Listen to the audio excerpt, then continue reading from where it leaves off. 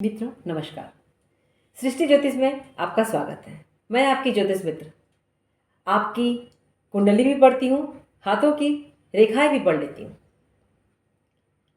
आपका चेहरा भी पढ़ लेती हूँ, आपके वास्तु और अंक ज्योतिष का विश्लेषण भी करती हूँ। आज मैं आपको एक बहुत ही छोटा किंतु कारगर उपाय बतलाने जा रही हूँ।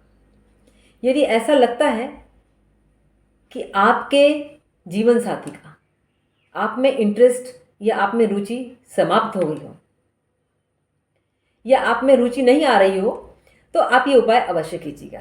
यह उपाय आप ही के लिए है। सर्वप्रथम आप अभी सावन का माह चल रहा है, शिव मंदिर में जाइए और शिव मंदिर में जाकर के आप गुलाब का फूल और गुलाब का इत्र चढ़ा करके आइए। संभावना ऐसी रहती है कि शिव मंदिर में भीड़ बहुत रहती है, आप उस इत्र को वापस न ले पाएँ, इसीलिए आप थोड़ा सा इत्र स्पर्श करा के, शिवलिंग को स्पर्श करा के अपनी सीसी में वापस ले आइए और इस इत्र को प्रतिदिन अपनी नाभि में लगाइए। इसके उपरांत एक सप्ताह उपरांत आप गुलाब जल लेकर जाइए और गुलाब जल शिव भगवान पर, शंकर महादेव पर अर्पित करके उसको भी इकट्ठा करके ले आइए। इकट्ठा करना संभव ना हो भीड़ के कारण तो आप स्पर्श करके आप ले आइए। उसको अपने कान में लगाइए, कान के पीछे जहाँ आप बाली पहनते हैं उसके पीछे लगाइए, चाहे पुरुष हो चाहे स्त्री हो। अगर पुरुष है तो उसमें थोड़ा सा केसर चंदन मिलाकर सामने की तरफ गुलाब जल और चंदन और केसर का सामने की तरफ तिलक कर सकते हैं। सामने की तरफ करना है तिलक। एक सप्ताह करने के उपरांत अब आप लेकर जाइए शहद, और शहद लेकर जाने के बाद शहद का अभिषेक करिए और शहद को स्पर्श करा के ले आइए।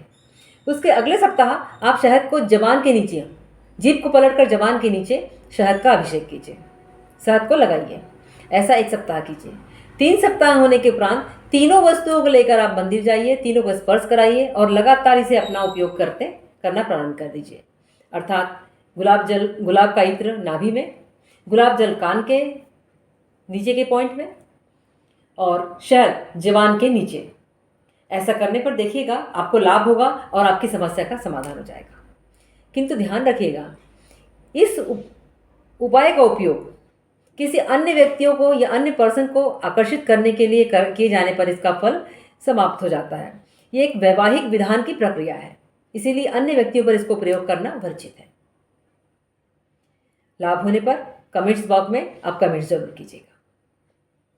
व्हाट्सएप पर दिए नंबर पर आप अपनी किसी समस्या के समाधान के लिए अपनी जन्म की तिथि, जन्म का समय और जन्म का स्थान लिखकर एक लाइन में सटीक क्वेश्चन लिख सकते हैं। आपके क्वेश्चन यदि सटीक होंगे तो उसका जवाब दिया जाएगा। उलझे हुए प्रश्नों का जवाब दिया जाना संभव नहीं है। मैं फिर आऊंगी एक ऐसा ही नया, एक अनूठा और अद्भुत और अद्वितीय प्रयोग लेकर। तब तक के लिए नमस्कार।